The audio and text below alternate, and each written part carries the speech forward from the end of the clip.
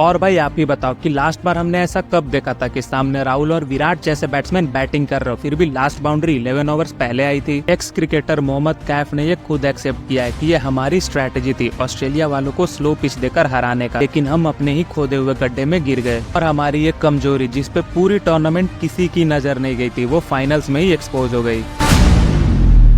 तो मेरे भाई सबसे पहले आप सभी को हार्दिक हार्दिक बधाई, क्योंकि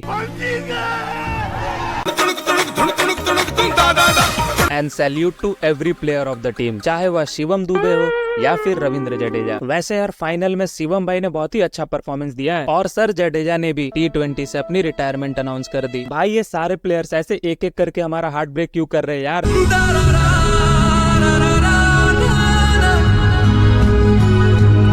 वैसे दिल टूटने से बस याद आया 19 नवंबर 2023 ओडीआई वर्ल्ड कप की वो फाइनल जहां ऑस्ट्रेलिया ने 6 विकेट से टीम इंडिया को हराकर हम सारे इंडियंस को डिप्रेशन में भेज दिया था। तो इस वीडियो में हम कुछ ऐसे डिफरेंसेस के बारे में बात करने वाले हैं कि क्यों हमें ओडीआई वर्ल्ड कप में हार का सामना करना पड़ा और T20 वर्ल्ड कप में हम जीत गए।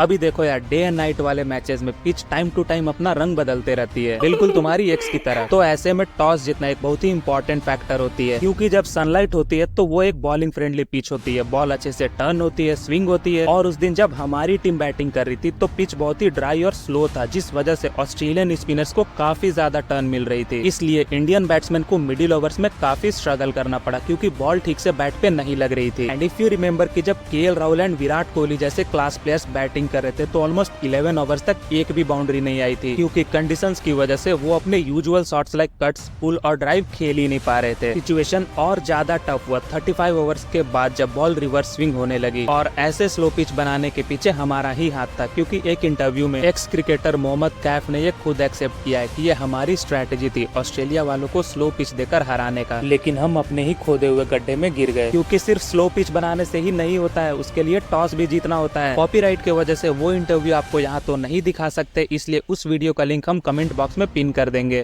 फिर जब ऑस्ट्रेलियंस बैटिंग करना है तो ड्यू के वजह से पिच की ड्राइनेस खत्म हो गई और उनके इनिंग के 10 ओवर्स के बाद पिच ने बहुत ही डिफरेंट बिहेव किया। और फिर इस मुच्छड़ ने हम और हमारे अरमानों के साथ क्या किया वो तो everyone knows.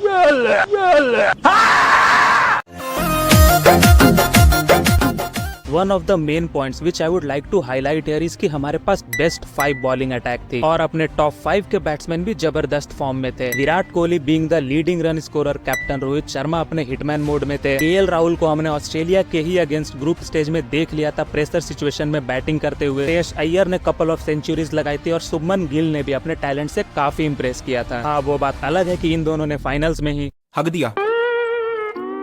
But the moment we were 81 for 3 in the finals, हम सब के दिमाग में इंक्लूडिंग विराट एंड राहुल ये चलने लगा कि इन दोनों के बाद क्या होगा, और इसी फियर ऑफ फेलियर के वजह से दोनों ने डिफेंसिव माइंडसेट अपना लिया और बीच के वो किफायती ओवर्स हमें एंड में बहुत महंगा पड़ा 300 प्लस टोटल बनाने में, विच वाज नीडेड ऑस्ट्रेलिया जैसी टीम को फाइनल्स में हराने के लिए। और अभी यही same scenario T20 world cup के फाइनल में भी रिपीट हुई, जहां हम 5th ओवर में 34 for 3 थे। बट अनलाइक द पास्ट, इस बार हमारे पास नंबर 8 तक बैट्समैन थे, जिसका फायदा ये हुआ कि एक एंड से विराट कोहली ने डिफेंस किया और बापू अक्षर पटेल ने दूसरे एंड से कैलकुलेटेड रिस्क लिया और रन रेट को बरकरार रखा, जिस वजह से हम एक अच्छा फाइटिंग टोटल बना पाए। हालांकि उसमें भी इस आदमी की वजह से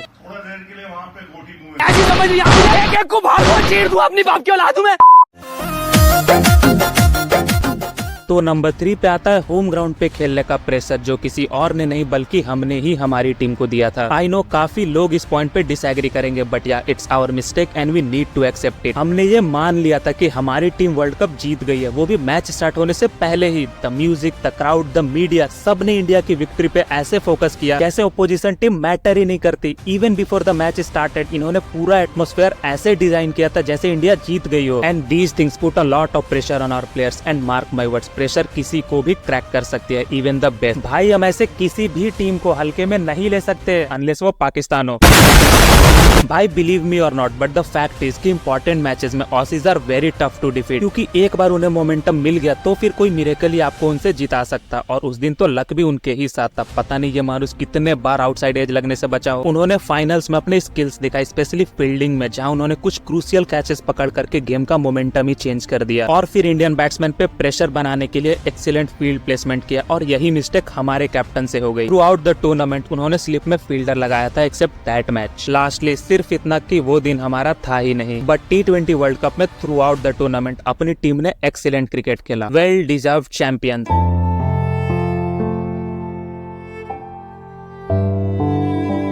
तो यार अगर आपको हमारी मेहनत पसंद आई है तो वीडियो को जरूर से एक लाइक दे देना, और ऐसे ही क्रिकेट से रिलेटेड इन्फॉर्मेशन के लिए चैनल को सब्सक्राइब कर लेना, ताकि हमारी सारी वीडियो सबसे पहले आप तक पहुंचे। और इसी के साथ वीडियो को करते हैं राहुल जी खत्म।